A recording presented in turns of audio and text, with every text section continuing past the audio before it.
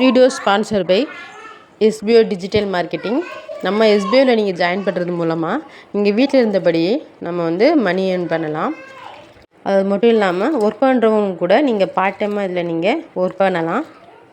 எஸ்பிஓவில் நம்ம ஜாயின் பண்ணுறது மூலமாக நம்ம ஒர்க் மட்டும் பண்ணாமல் நம்ம டிஜிட்டல் மார்க்கெட்டிங்கில் நம்ம எப்படியெல்லாம் மணி ஏர்ன் பண்ணுறது, அது மட்டும் இல்லாமல் யூடியூப்பில் சோசியல் மீடியாவில் எப்படிலாம் நம்மளால் பணம் சம்பாதிக்க முடியும் அப்படிங்கிற நிறைய விஷயங்களை தெரிஞ்சுக்கலாம். சோசியல் மீடியா இருந்தால் போதும், யூடியூப், இன்ஸ்டாகிராம் இதிலே நம்ம இந்த ஒர்க்கு பண்ணலாம். இதில் ஜாயின் பண்ணணும்னு நினைக்கிறவங்க டிஸ்கிரிப்ஷனில் என்னோடய காண்டாக்ட் நம்பர் கொடுத்துருக்கேன். ஸோ மறக்காமல் காண்டாக்ட் பண்ணுங்கள். உங்களுக்கு தேவையான இன்ஃபர்மேஷன் நான் தரேன். ஸ்கிப் பண்ணாதீங்க. பெரிய தப்பு. தினம் 300 ரூபாய் சம்பாதிக்க அரிய வாய்ப்பு. இன்ஸ்டாகிராம், ஃபேஸ்புக் பயன்படுத்த தெரிந்தால் போதும் content post and content publishing மூலமா தினம் 300 ரூபாய் சம்பாதிக்கலாம். இந்த வேலை செய்ய 5 நிமிடம் போதும். Work training support, group communication support, all language customer live chat support, முக்கியமா சொந்தமா ஒரு பிசினஸ் ஸ்டார்ட் பண்ற அளவுக்கு உங்களால கற்றுக்கொள்ளவும் முடியும், சம்பாதிக்கவும் முடியும். இந்த வேலை வாய்ப்பு வழங்குவது 5 வருடத்திற்கு மேல ரன் ஆகிட்டு இருக்க நம்ம தமிழ்நாட்டு company school of business organisation private limited. மேலும் விவரங்களுக்கு டிஸ்கிரிப்ஷன்ல கொடுத்திருக்க நம்பருக்கு வாட்ஸ்அப் பண்ணி. ஒரு ஊரில் 2 மரவெட்டிகள் இருந்தாங்க. அவங்க 2 பேருமே ரொம்ப நண்பர்களாக பழகி வந்தாங்க. அப்போ 2 பேரும் சேர்ந்து தான் மரங்களை வெட்டி வெளியில் வியாபாரிங்களுக்கு கொடுத்து அந்த வர்ற வருமானத்தில் தான் குடும்பத்தை நடத்திட்டு வந்தாங்க. அப்போதைக்கு ஒரு நாள் காட்டுக்கு 2 பேருமே மரவெட்டிங்க 2 பேரும் போகிறாங்க. அப்புறம் சாயந்தரம் மாலை நேரத்தில் 2 பேரும் சேர்ந்து ஒன்றாவே விறகு விற்கிறதுக்கு ரெடியாகி கிளம்பி வந்துடுவாங்க. இதே மாதிரி தான் நாட்கள் எல்லாம் போயிட்டு இருந்தது. அப்போதைக்கு 2 பேர் மாலை நேரத்தில் தான் ஒன்று கூடுவாங்க விறகு வெட்ட போயிட்டு அப்போது ஒரு நண்பன்கிட்ட மட்டும் அதிகமாக விறகு இருந்துச்சு. ஆனால் அவர் களைப்படையாமல் இருந்திருக்காரு. ஆனால் மற்றவர்கிட்ட விறகு கம்மியாகவும் இருக்கும், அவருக்கு ரொம்ப டயர்டாகவும் இருக்கும்.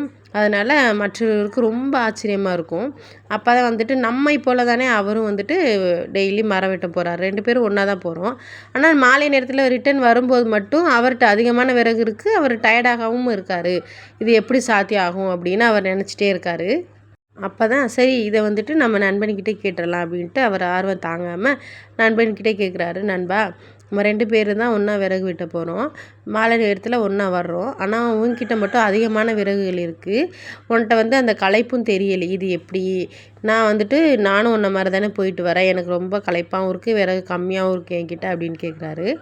அப்போ தான் சொல்கிறாரு அந்த நண்பன், ஆமாம் நண்பா, நான் ரொம்ப கஷ்டப்படுவேன், நிறைய விறகுகள் வேணும்னு சொல்லிட்டு நான் அதிக நேரம் விறகுகளை வெட்டுவேன்.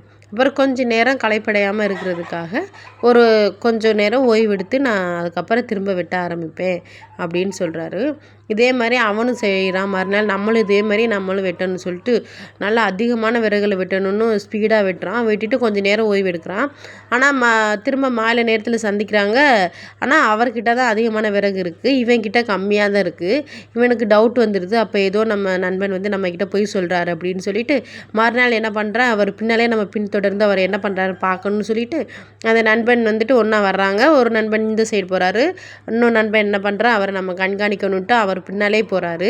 அப்போ தான் பார்த்தா அவர் நல்லா அவன் சொன்ன மாதிரியே தொடர்ந்து விறகு வெட்டுறான். விறகு வெட்டினதுக்கப்புறம் அரை மணி நேரம் கழித்து ஓய்வு எடுக்கிறதுக்காக உட்காடுறாரு. அந்த உட்கார்ற டைமில் அவர் என்ன பண்ணுறாருன்னா அவரோட கோடாரியை தீட்டிகிட்டு இருக்காரு.